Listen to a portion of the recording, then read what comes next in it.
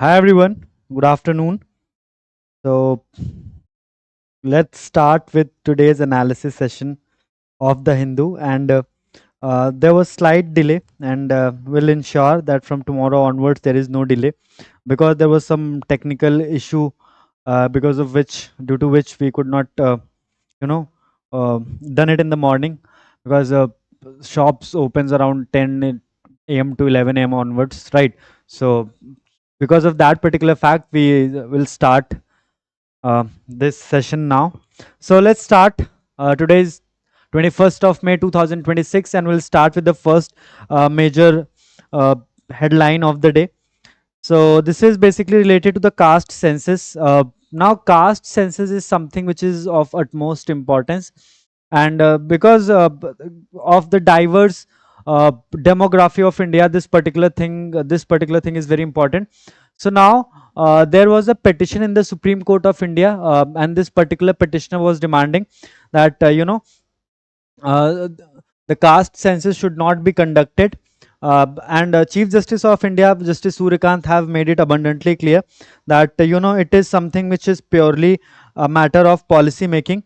So it never matters कि caste census करवाना है या नहीं करवाना. It is purely a matter of policy making. So the government of India will decide. Eventually, government of India will decide, right? So let's start. Let's start with the discussion now. So students, when we talk about the idea of census,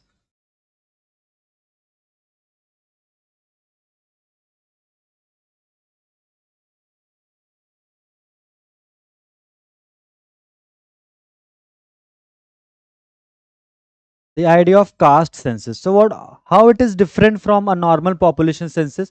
How a normal population census is different from a caste census, or vice versa? How a caste census is different from a population census? So basically, population census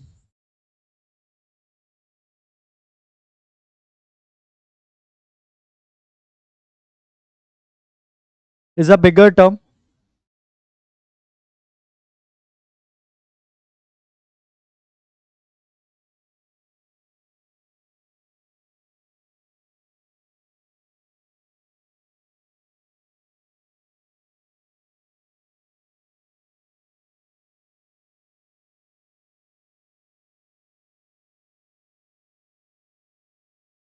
Population census is a bigger term, and under the population census, the government of India will also collect the data related to the caste. So that's why it is going to be the first caste census post independence. And because of various other topics, this particular concept is very important. Concepts like delimitation, 131st constitutional amendment bill, then population census, then caste census, then delimitation commission. So all these topics are interrelated, and that's why this entire idea of population census or delimitation becomes one of the most important topic for your examination, right, students? So moving on to the next point.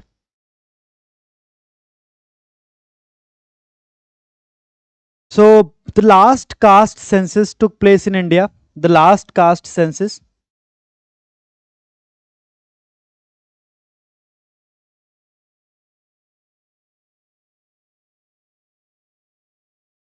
in 1931, and since 1931, no caste census has taken place. Now this is going to be the first caste census post independence, and the government of India is very much sure and very adamant that it will eventually conduct the caste census along with the population census, right? right?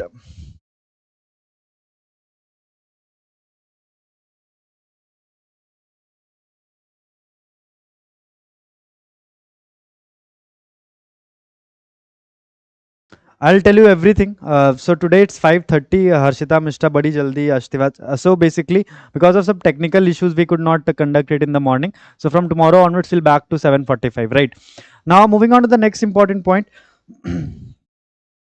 So basically, when we talk about the entire idea of caste census, so in 2027, so basically the next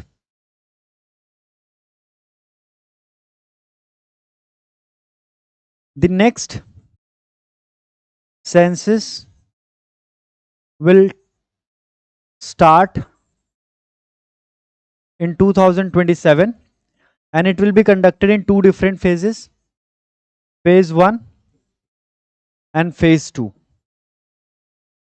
Phase 1 will commence in month of October, whereas phase 2 will commence in the month of March 27, October 26. And in the first phase mostly जो hilly areas हैं वहां पर census conduct किया जाएगा, and phase 2 all the plain areas जहां पर census conduct किया जाएगा. Now students, moving on to the next important point related to the caste census which is of utmost importance, right? So let's start with this. So the first census in India took place in 1871.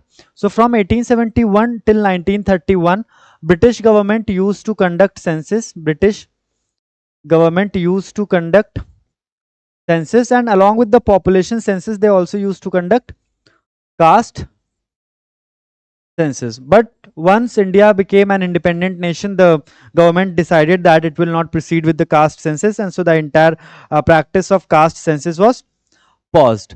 But recently, last year, Bihar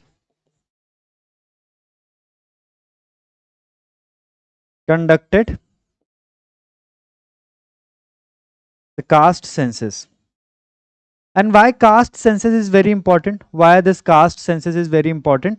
तो basically अभी तक क्या होता था कि जब government census conduct करती थी तो उसमें सिर्फ और सिर्फ शेड्यूल्ड कास्ट और शेड्यूल्ड ट्राइब्स की पॉपुलेशन को काउंट किया जाता था, and the entire reason was to make efficient and effective policies for these two deprived sections. The government used to collect the data of scheduled caste and scheduled tribe. But in 2023, Bihar became the first state in India to conduct the caste census, and post that the debate started at a very big level that we should have a nationwide caste census, so on and so forth. So after that, entire demand, the government decided that when the next population census would be conducted, the government will also conduct the caste census, right? Now let's come back to the topic again. So basically, there was a petition in the Supreme Court of India, and the petitioner was demanding that the government, the Supreme Court should ask the state government to not to conduct the caste census, but the Supreme Court has said and made it abundantly clear that conducting caste census is something which is purely a matter of policy making. So at the end of the day, the government of India is the empowered body to decide whether to conduct the caste census or not, right? So the petition was dismissed, and the Supreme Court has said the entire series of events will take place in the similar manner decided by the union government, right? Now moving on to the next point. Now this photo is going quite viral on the different social media platform. Indian Prime Minister has gifted a packet of Melody toffee to the Prime Minister of Italy, Giorgia Meloni, right? और मोदी और Meloni का एक काफी ज्यादा वो meme भी viral होता है ना, कि इनको एक मेलोडी, राइट? लोग इनको क्या बोलते हैं? Melanie and Modi, so basically Melody. So it was a very fine gesture from the Indian Prime Minister to gift a packet of melody toffee to the Prime Minister of Italy, Giorgia Meloni. And and apart from this particular cute little gesture, there were other things which are very important. And also when we talk about any bilateral visit during this particular time period, two things are very important. The first one is the conflict happening in West Asia, and be very meticulous about it, the conflict happening in West Asia and the Russia Ukraine conflict, right? So recently, Russia Ukraine conflict was something which is something which is going on for more than 4 years now, और इसका जो major impact था वो पूरे global economy पे नहीं हो रहा था, बट जो अभी वेस्ट एशियन कॉन्फ्लिक्ट चल रहा है, इसका जो इम्पैक्ट है, it is felt on the global economy. And the reason is very simple, because of the closure of Strait of Hormuz, which is responsible for the 20% supply of the global crude oil, right? So the impact of West Asian conflict is huge. So they discussed how to reduce the impact of this West Asian conflict, and how the different government should adopt a very specific approach of dialogue and diplomacy when it comes to solving any specific conflict. The government should avoid using arms and ammunitions in these conflicts, right? And also these two countries have upgraded their bilateral ties to special strategic partnership. And the Italian Prime Minister, she is quite a fan of our Indian Prime Minister Narendra Modi, and they share a very good bond. And so this is something which is of great importance. Now moving on to the next important point. And also they compared the city of Rome to the city of Kashi, that how these are the two ancient cities are, they have like a similar kind of history and background.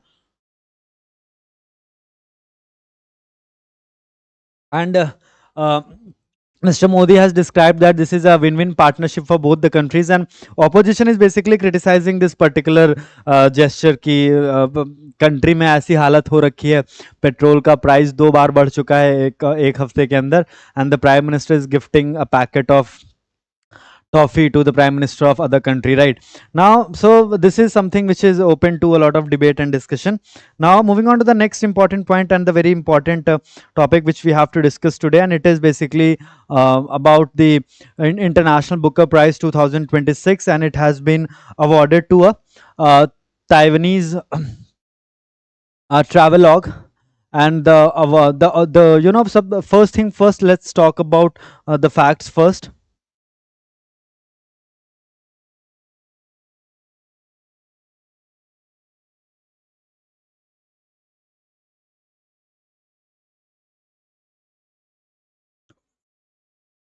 And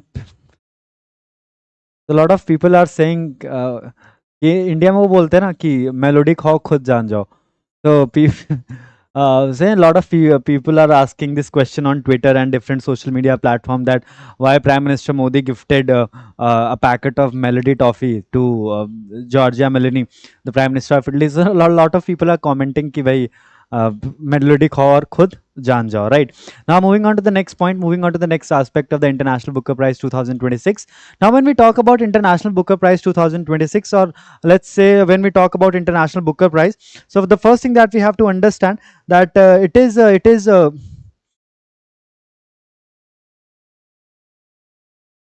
given to a translated work,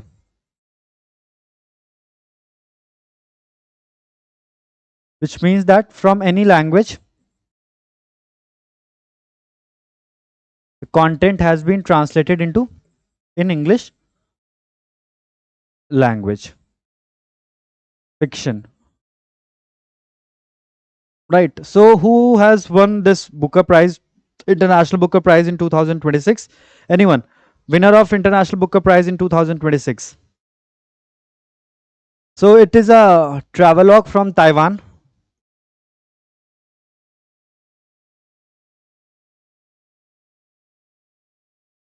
Taiwan travelogue. Now, this travelogue was authored by Yang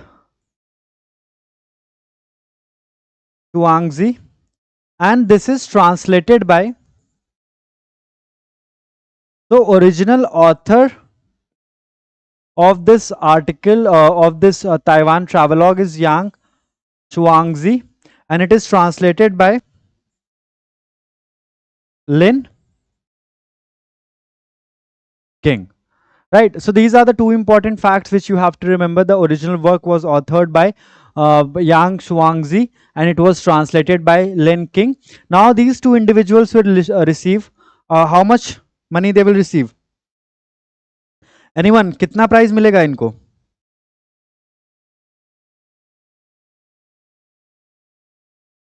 50,000 pounds or euro.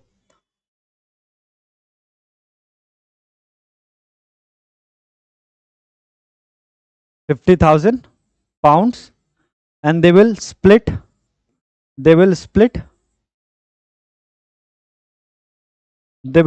the winning amount. Right, absolutely clear. Now moving on to the next important point related to the International Booker Prize. So original content was written in which language? Originally it was written in which language? This is my question and I am waiting for your answer. Originally this content was written in which language? Anyone who would like to answer the question? The original content was written in which language?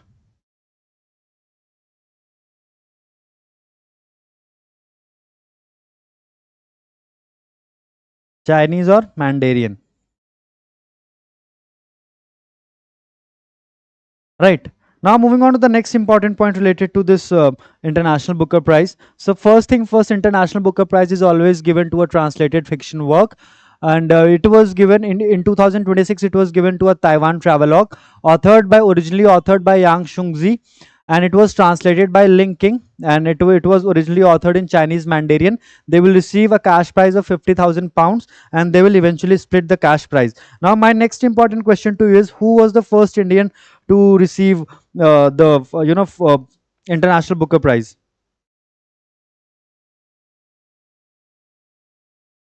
Or first Hindi work to receive International Booker Prize? Anyone who'd like to answer my question?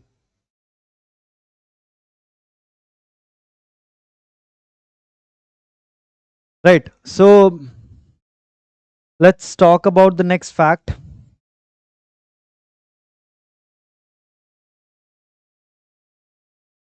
Geetanjali Shri, in which year it was given? In 2022. Tomb of Sand. Tomb of Sand, and it was translated by Daisy Rockwell. So the original work was authored by Geetanjali Shri, Tomb of Sand, and it was translated into English by Daisy Rockwell. And last year it was given to it was in Hindi, and last year it was given to Banu Mushtaq's very famous book, Heart of Lamp, Hriday Deepam, Heart of Lamp, and it was the first work in Kannada to get the International Booker Prize. And can anyone tell me who translated Banu Mushtaq's Heart of Lamp? Who translated Banu Mushtaq's Heart of Lamp? Anyone? Anyone would like to answer the question? बानू मुश्ताक की इस book को किसने English में translate किया था? The answer is, मैं देख रहा हूं आप लोग आंसर करने में थोड़ा सा इंटरेस्टेड लग नहीं रहा है, Deepa Bhasti, and it was in 2025. So this is quite a remarkable feat that in last 5 years India has won, or an Indian author has won International Booker Prize twice. Now moving on to the next important aspect related to this International Booker Prize for your examination. So remember, this International Booker Prize and Man Booker Prize is important for each and every year. Every year, just like Nobel Prize, this particular award is also very important. So you have to keep a very detailed account of this for your examination. Now students, moving on to the next important point related to today's newspaper, which is going to be a relevant section for your examination. So we have discussed that they will receive a 50,000 pounds prize, and they will split it first translation from Mandarin Chinese to win the International Booker Prize. So this is also very important, that this is the first work in Mandarin Chinese which has received International Booker Prize. Originally, the work was authored by Yang Shongzi and it was translated into English by Lin King. Now they are posing with the trophy which they have received, and once they've received this award, their name will be engraved in the history, and they will be remembered for this major achievement, because they became the first you know they have basically became the first person who have written something in Chinese Mandarin, and that translation has received International Booker Prize. Right, now moving on to the next important topic that we have to discuss. So basically these are the two uh, uh, p- important observations which we have to discuss. So the first one is basically a response of the Union government to the Supreme Court of India, and the third and the in the extreme left we are watching, or we are seeing a very important observation made by the Supreme Court. Though this is just an observation, right? This is just a passing remark by the Supreme Court of India. Supreme Court of India has manifested its intentions that what's next, what next. So that is something relevant to that particular case. And recently we have seen on Monday that the Honorable Supreme Court of India has granted bail to a person named Syed Iftikhar Andrabi in a case related to narco terror, and he was arrested under various charges. He was arrested for violating various provisions of UAPA, and he was in jail for last 5.5 years, and the trial was yet to commence. And a division bench of the Honorable Supreme Court of India said that no specific provision of any particular law, or no statutory law, or no statutory provision can supersede Article 21 and 22 of the Indian Constitution. So a lot of now a lot of judges of the Supreme Court as well take the help of that particular judgment. They will rely on the reasoning given by the honorable judges in that particular judgment, and this is a clear manifestation of the same, that the Supreme Court has now finally indicated that prima facie, on the face of it, it is inclined towards granting bail to two accused who are involved in the 2020 Delhi riot case. Right. So now but the Supreme Court has adjourned the hearing. It has clearly manifested its intentions, but for as of now, it has deferred the hearing on the request of the Delhi police. But manifestation of intention is very important. The Supreme Court has said that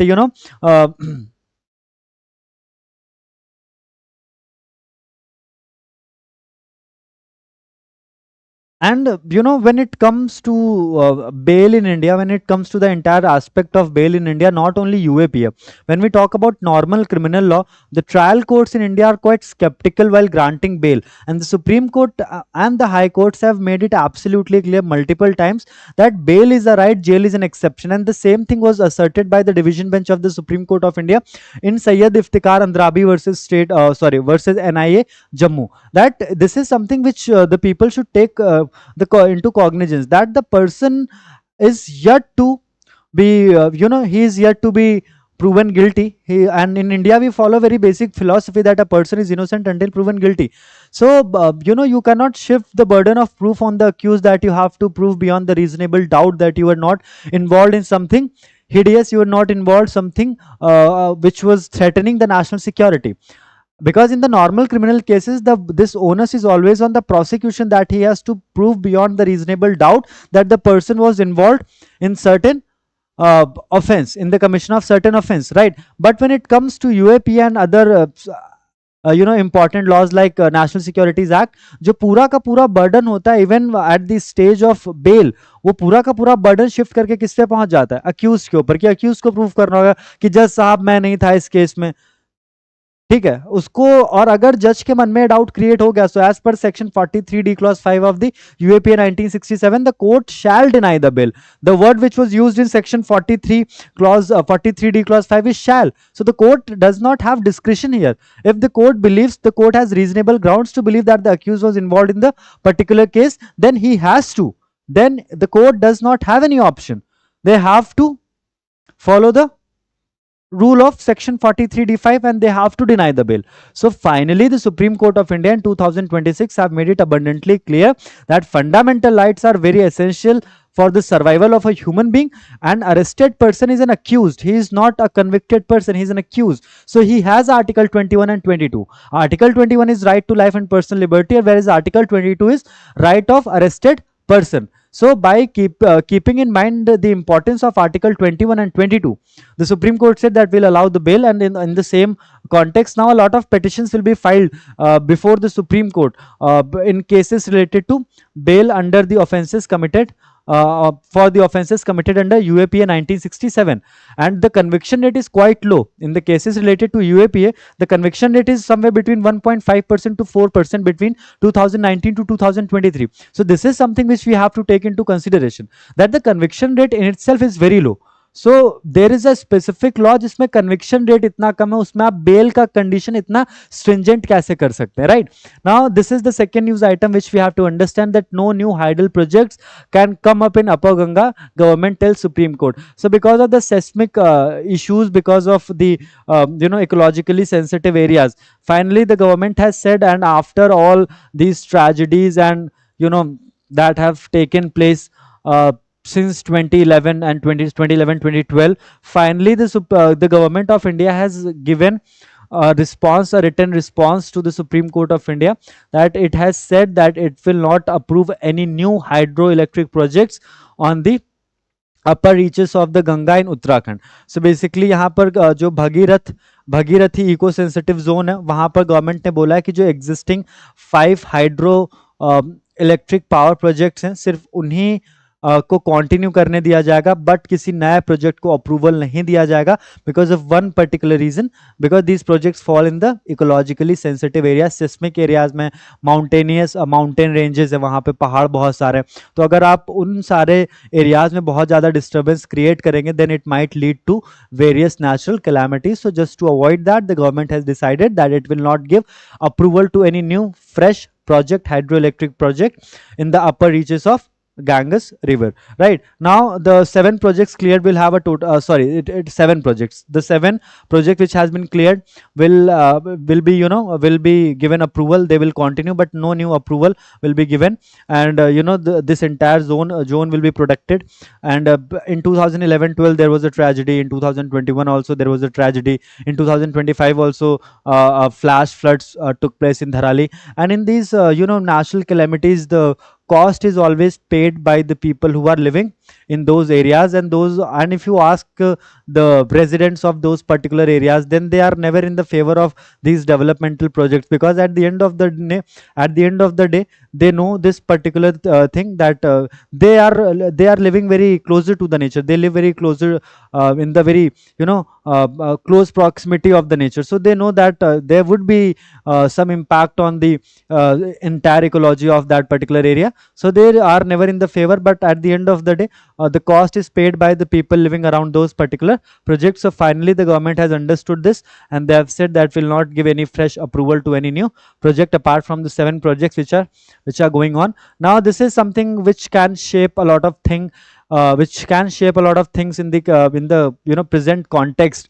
So basically the US Secretary of State Mr. Marco Rubio will visit India, and this visit will start on Saturday. On a day after tomorrow this visit will start, and it will conclude on 26th of May, which is basically on Wednesday. So it's a 4-day long visit, and it will have a lot of positive things for India as well, because we are negotiating a free trade agreement with United States of America. And at this point of time, United States of America, it feels like that United States of America is not liking India very much, right? Under the Trump administration, the entire attitude of United States of America has changed towards the India, but this particular visit of US Secretary of State Mr. Marco Rubio can change the entire dynamics, and they will discuss trade, energy, and also defense cooperation, right? And in the current context, the closure of the Strait of Hormuz, for which United States of America is mainly responsible, right? So United States of America should understand the impact of this particular conflict as well.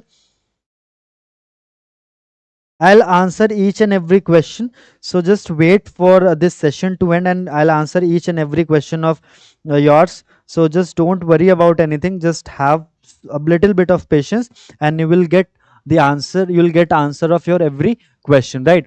So now moving on to the next point.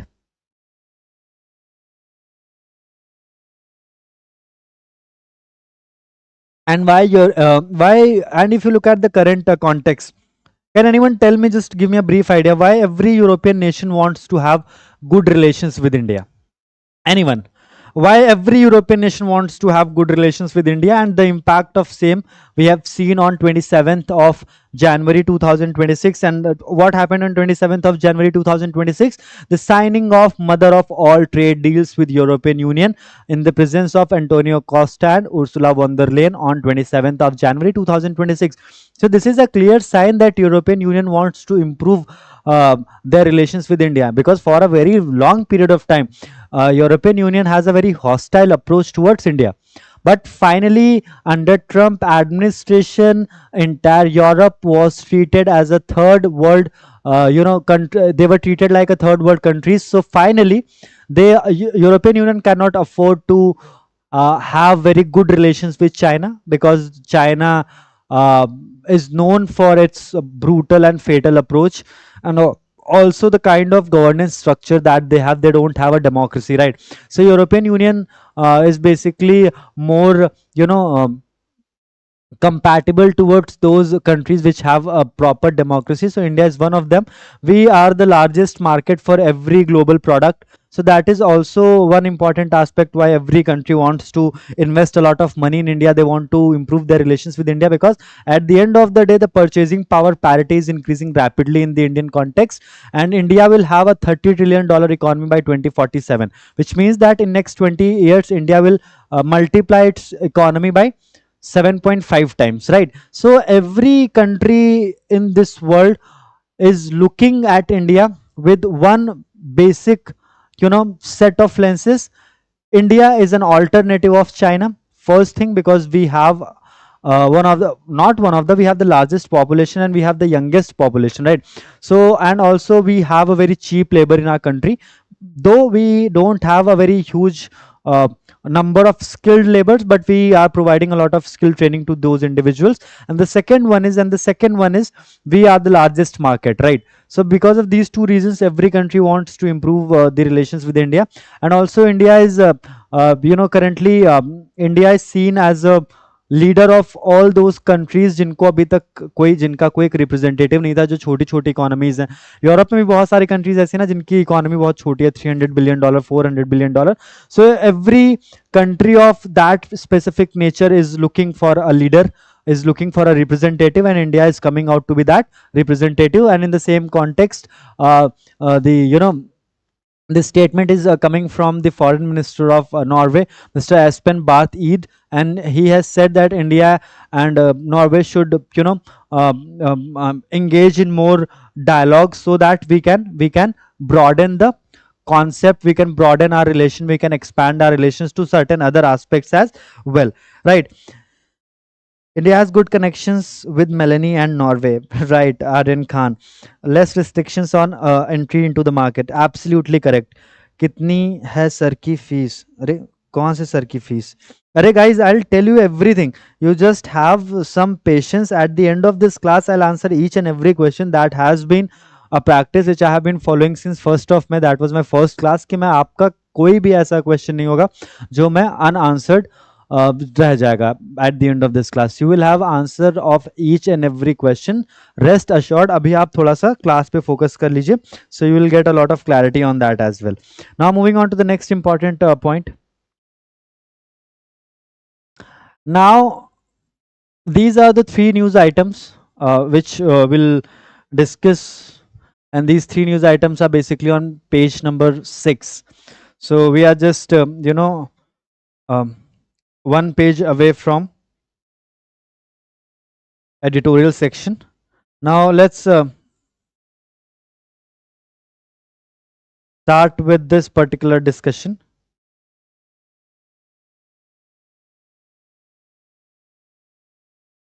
So the first one is a 13 nation military exercise.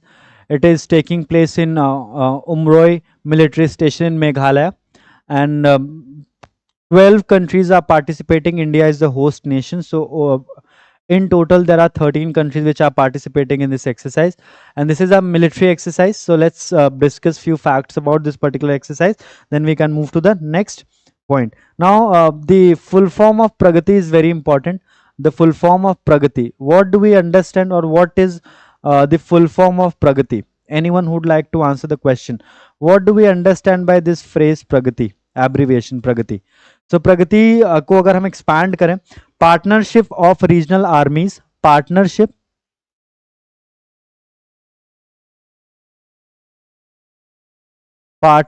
of regional armies for growth, partnership of regional armies for growth and transformation in the Indian Ocean region, for growth and transformation in the Indian Ocean region. So basically India wants to become a kind of leader in the Indian Ocean region as well. इसीलिए हम लोगों ने अभी Indian Ocean region और rim association के बारे में भी हमने डिस्कस किया था. A lot of things were discussed in that particular context as well. Pragati stands for partnership of regional armies for growth and transformation in the Indian Ocean region. This is the full form of Pragati. Now, Pragati is a military exercise of 13 nations. India is the host country.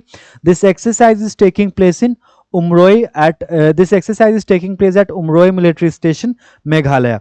Right now, the main objective of this entire Pragati exercise is to provide a common platform for all the armies to exchange military cooperation and to prepare for any uncalled and unforeseen situation. Right now, moving on to the next important point that we have to discuss. So rules for new rural employment scheme to be issued soon. So we have discussed about this particular news item 2-3 days back, when we covered one important aspect, that a very latest scheme, VBG Ramji Viksit Bharat Guarantee for Rozgar Ajivika Mission Gramin. This is an employment scheme for the rural areas. It will ensure that one person from every household will at least get an employment from the government side for 125 days in a year, right? तो ये जो scheme है वीवीजी रामजी विकसित Bharat guarantee for रोजगार आजीविका mission ग्रामीण, it will be effectively implemented from 1st of July 2026, and the government has said that the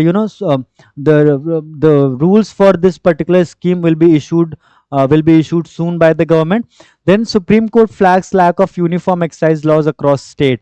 So this is something which is very obvious, that when we talk about the excise laws, when we talk about the laws related to the liquor handling, then these laws varies from the state to state, and the Supreme Court has also cited that there is a difference in the types of bottling and the types of packaging across the states. And also, not about the bottling and the packaging, the pricing is also very different, right?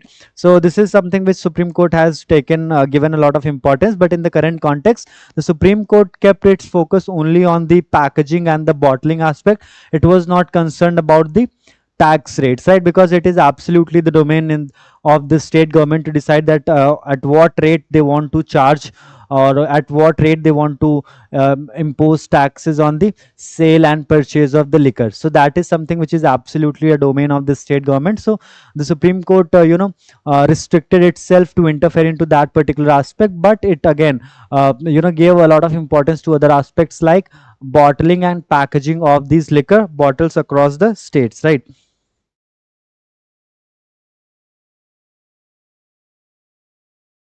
Sir जब गुरु जी पर update आई है, what is this J A V Guru जी पर update आई है, जाव गुरु जी पर update आई है, what is that update Prateek? I am waiting for your response. What is that update? J A V Guru ji कौन है? Who is this J A V Guru ji?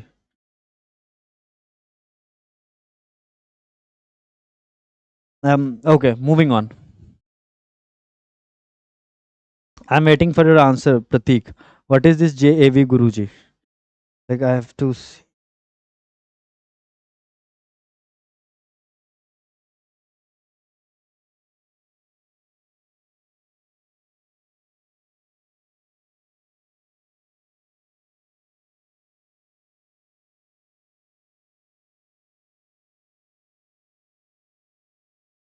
I hope you will tell me what is this JV Guruji. Like it felt it is something very new. Right. I haven't heard this term.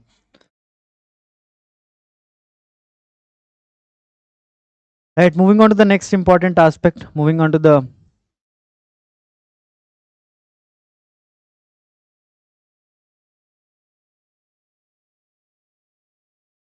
now first we have to understand that you know when we talk about digital infrastructure of our country, it the people in this country, they don't have problem with the fact that they have to share a lot of data with the government. But at the same time, one thing is very important, that is the government have that kind of infrastructure where they can provide this kind of guarantee to the people living in this country that your data is absolutely secured and protected with us, right? So that's why the title or the entire uh, title of this article is Preparing India for a Credible Digital Census. Article is authored by Mr. K. Narayanan Unni. He is a retired Indian Statistical Services officer. So now moving on to the next point, that recently when this 131st constitutional amendment bill was presented in Lok Sabha on 16th of April 2026, a lot of debate was taking place around the fact that the government wants to do the limitation as soon as possible as per the population census of 2011. The government is not willing to wait till the results or till the data of 2027 census is out, and the logic given by the union government was that it want to implement Nari Shakti Vandan Adhiniyam as soon as possible. And what is Nari Shakti Vandan Adhiniyam?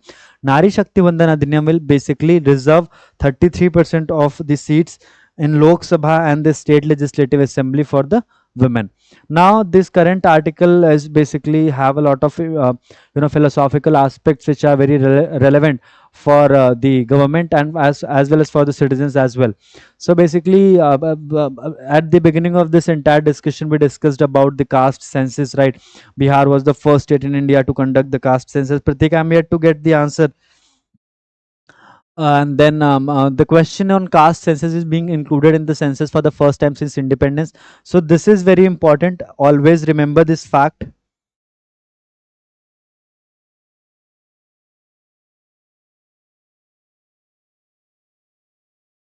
What is this thing?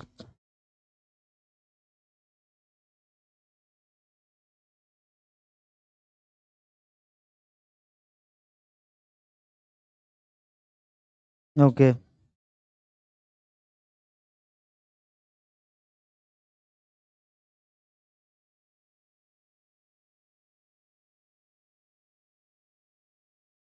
Hamza Burhan, one of the alleged mastermind behind the Pulwama attack, was reportedly killed.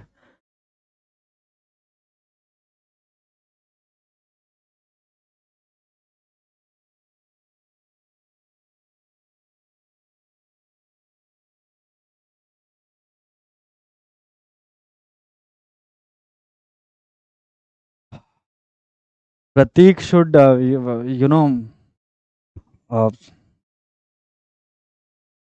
develop some sense of understanding and how to behave, right? India now I was thinking that we are the only country who has given so much rights to individuals. We have this entire chapter in our Indian constitution dedicated to the fundamental rights, and one of the most important fundamental rights is article 19 clause 1 subclause a, which is freedom of speech and expression, right? Freedom of speech and expression, and freedom of speech and expression में भी जो सबसे important aspect है वो क्या है? Freedom of speech and expression में भी जो सबसे important aspect है वो ये है कि every single individual in India is aware about their one uh, important right, which is freedom of speech and expression, right? So you do have the right, but always remember this freedom of speech and expression is not absolute. It comes with certain restrictions which are given in article 19 clause 2. So you should know where are you, what are you saying, and what is the audience that you are addressing to, right? Now moving on to the next important aspect, the population figure from the 2027 census will be used for the next delimitation of the Lok Sabha and state legislative assembly constituencies.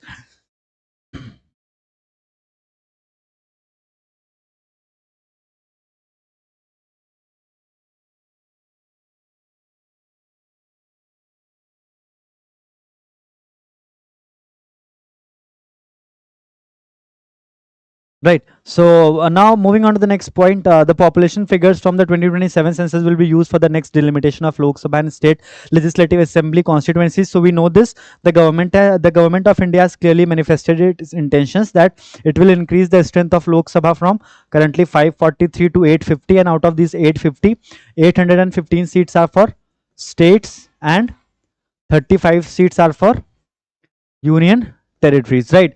Now moving on to the next important aspect that we have to understand, census on de jure basis would mean that people have to be counted at the place where they reside. On the other hand, a de facto census would count people at the place where they are present during the census. Right.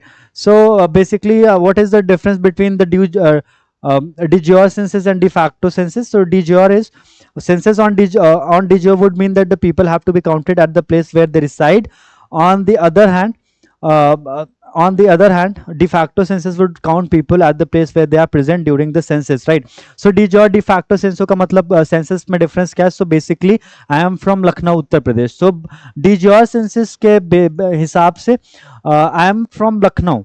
So my place of residence is Lucknow, but as de facto census, I am currently living in Delhi.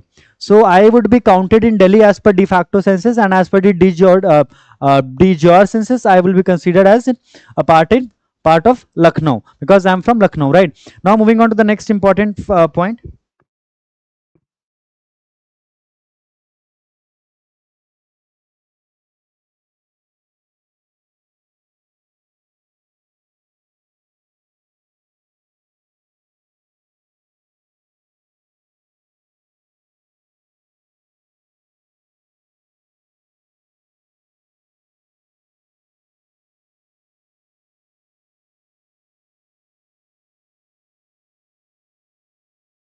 Now moving on to the next aspect.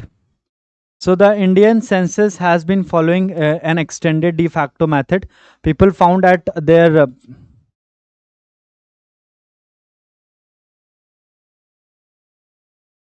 people found at their usual normal place of residence when the enumerator visits the household, as well as members who are absent at that time but have stayed there for at least one night during the census enumeration period, which normally lasts 20 days, are also enumerated. Also included are visitors who stayed with households throughout the entire period of census enumeration period. A household is defined to include all members, even if unrelated, who partake food from a common kitchen. Thus household help living with household and paying guests should be enumerated there if they have food from the same kitchen.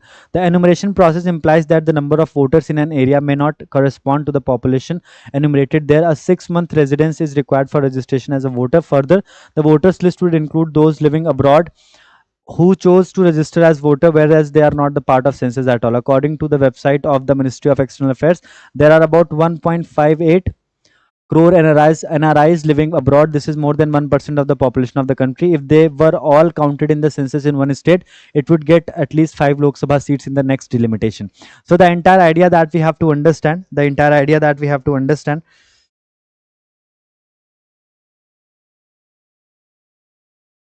yes, I just you know read about this particular news that uh, he was assassinated by some unidentified assailants, and he was the mastermind of the Pulwama attack.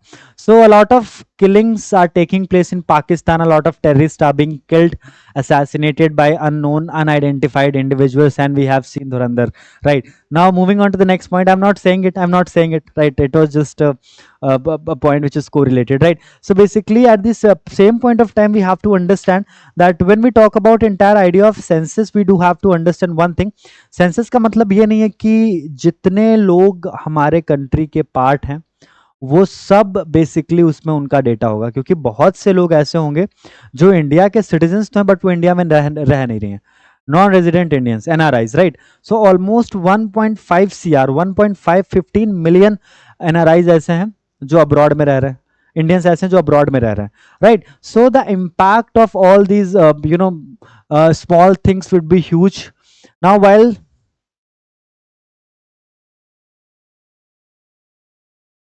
the NRIs While the NRIs may be from across the country, some states have proportionately more NRIs than others. We know the states Kerala, Gujarat, Punjab, Telangana, Tamil Nadu. The Kerala Migration Survey 2023 has estimated that about 22 lakh people from the state are living or working abroad, not included them in the population of the state. Result would be the loss of one Lok Sabha seat. Some other states may also be similarly affected.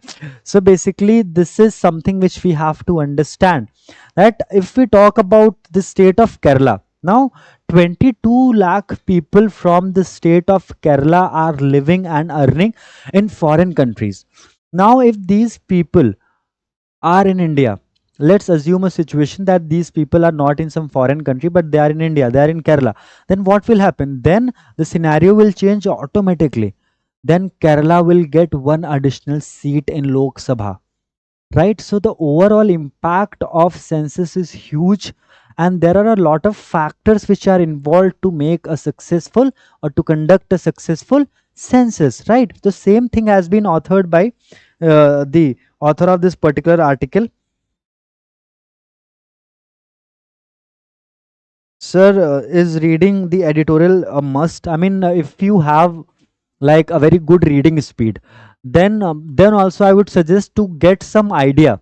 If you are looking at some new topic or a fresh topic in the editorial section, right? Like this topic is a fresh topic in the editorial section, right? For a very long period of time, for last 2.5 months, we are basically the most of the articles were centered around the West Asian conflict. So when it comes to the repetitive articles on the same topic in the editorial section, then after a particular point of time, the entire facts are exhausted, right? You will never find a fresh fact in the editorial section. So for those particular specific topics, you can avoid the reading of the editorial section. But if you are looking at some fresh article, then you can definitely read it by just look at this entire article. We do understand, we got a new thing to learn today. What is the difference between de jure and de facto basis census? The census which is conducted on the de jure basis, and the census which is conducted on the de facto basis, right? Then the Andrabi ruling reaffirms liberty over the straight UAPA bar. So right, so let's see. This is this column section have an article related to the recent ruling of the Supreme Court of India in a very famous case of Sayyid Iftikhar Andrabi versus NIA Jammu. Now we have discussed almost every fact related to this particular case. What is the relevance of Unlawful Activities Prevention Act 1967? Why that particular law was enacted? Then also the ruling of Sayyid Iftikhar Andrabi versus NIA.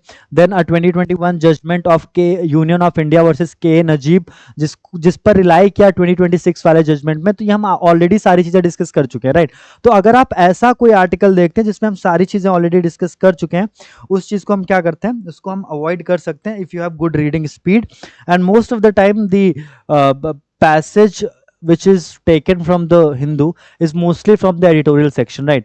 So this is something which is very important. Now cockroach Janta Party is something which is attracting a lot of attention from the Indian youth. Gen Z is making the entire idea of cockroaches and the cockroach Janta Party very popular.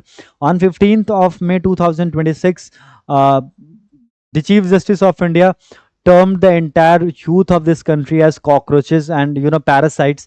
And after that, a 20 or a 29-year-old individual made a website Cockroach Janta Party ke naam se, and he also made an Instagram page with the same title, Cockroach Janta Party. Now that particular page has more than 13 million followers, and India's biggest political entity which has 13 million follow, which has more than 10 million followers is Congress. So almost Congress ke barabar ho gaye. Bharatiya Janata Party has 8.4 million followers on Instagram. This particular party, Cockroach Janta Party, which was formed like 3-4 days back, it has now 13.3 million followers on the Instagram. So basically the court should understand the boundary. The court, no, you are absolutely correct. So that's why I'm saying na ki if you read the entire newspaper for good 7 months, then you will definitely read more than 320 articles. So 320 articles are basically a big repository for the critical reasoning section, right? So you won't be disappointed. You won't be disappointed, right? So basically the court should also choose their word very carefully. Now, oral remarks and institutional limits. So this article is basically about the same fact or the same observation or the same remark given by the Chief Justice of India, Justice Suryakant. And this statement has received so much of criticism from people all around the country that finally Justice Suryakant has to explain himself that he was not he the statement was given in some other spirit, but the people in this country have taken the statement in some other spirit. Now the Cockroach Janta Party is something which is trending on all social media platforms. You could visit the website of the Cockroach Janta Party. And now yesterday there was a news that people in Delhi, they are basically dressing themselves as cockroaches and they are cleaning Yamuna River, right? So the tagline was कि कॉकरोचों ने अब यमुना की सफाई करना शुरू कर दी है, right? So moving on to the next point which we have to understand.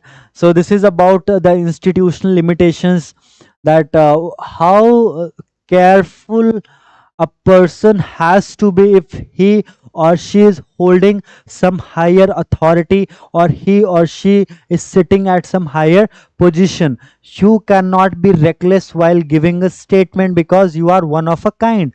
There is only one Chief Justice in India, so your every statement is open to public scrutiny, so you have to be very careful. Now there was a state NCRT published a statement against the or related to the judicial corruption, and the Supreme Court of India took a lot of attention, gave a lot of attention to that. They sought an unconditional apology. The entire content was removed from the books were called off. The authors of those articles, authors of those controversial portion were banned.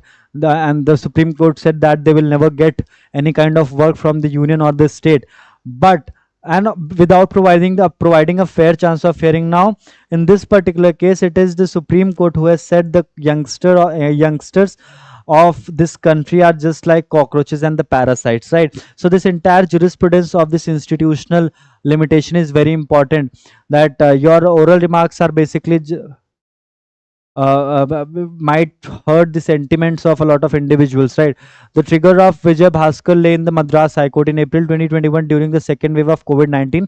The Madras High Court was hearing a petition of COVID protocol at Karur polling booth with Chief Justice Sanjeev Banerjee presiding. The bench exasperated at the election commission for permitting large political rallies during the assembly election then underway, remarked that the commission was singularly responsible for the situation and that commission officials should be put up for murder charges probably.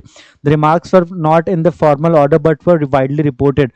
The election commission moved the Supreme Court for a director restraining the media from reporting oral observation of judges. Justice Chandrachud refused that restraint. The judgment did three things. It defended bench questioning as a form that provides clarity to the judges and lets lawyers develop arguments with a sense of creativity founded on spontaneity of thought. It cautioned against scathing language directed at persons or institutions, calling the Madras High Court's metaphor inappropriate and the remarks harsh. Now, this is something which you have to understand, that while pronouncing a judgment, the Supreme Court said or say a lot of things in the judgment and a lot of remarks which are not included in the judgment. Those are the passing remarks which are given by the Supreme Court of India, and those remarks basically comes out of the judgment itself. Now suppose Justice Suryakant is author giving a judgment or is delivering a verdict. So while delivering a verdict, he might have a sudden thought in his mind, and that thought is basically an observation and opinion of Justice Suryakant. So right, so those kind of things are not there in the judgment, but there should be some kind of limitation, and these people who are sitting at the topmost level, they should be very cautious and responsible towards the language that they are using. Then finally United Nations have reduced the forecast and are downgraded our India's economic growth forecast from 6.6% to 6.4%. Right, earlier the forecast was of 6.6%, but because of the West Asian conflict, the forecast is that India will grow at a rate of 6.4%. Now moving on to the first, now Putin's hailed resilient relations and talks days after Trump's China visit. Now this is very interesting. Donald Trump gave a statement and he said I believe the uh, welcome, or the kind of welcome which I received was better than the welcome which Vladimir Putin has received. So he's basically competing in this particular aspect as well कि किसको किस तरीके का welcome मिला है.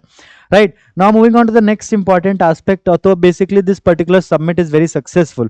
This particular summit is very successful, as Donald Trump and Vladimir Putin has discussed a lot of things, and they have also discussed about uh, you know m- the how these two countries can improve the bilateral relations. And for a very long period of time, these two countries have been very good trading partners and defense partner as well.